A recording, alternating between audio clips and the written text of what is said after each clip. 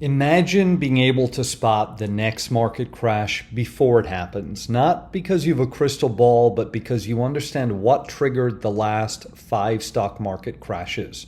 From the dot-com bust to the 2022 bear market, every major sell-off looked different on the surface, but dig deeper and there's a chilling pattern. Today, we're unpacking the root cause behind the last 5 crashes, as well as the one shared warning sign that showed up before each of them, including right now. What do they have in common? During the dot-com bust, the trigger was irrational technology stock valuations and Fed rate hikes. The warning sign? Price-to-earnings ratios in the Nasdaq were above 200, and tightening liquidity was evident. During the global financial crisis in 2008, the S&P 500 plunged 57%. What sparked that decline? The housing bubble collapse and Lehman going bankrupt. But there was a warning sign. Credit spreads blew out and the yield curve inverted 2 years prior.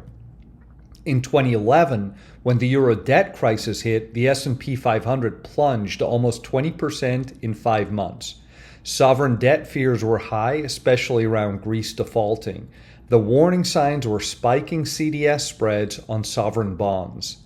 And more recently in 2020, the S&P 500 lost 34% in 33 days on concerns of a global shutdown. The VIX spiked to 85 and the warning sign was evident when the credit market started to freeze. Then in 2022, the Fed rate shock kicked in when the central bank hiked rates to around 5% from zero. The warning sign, an inverted yield curve, and liquidity drain. So what's the thread?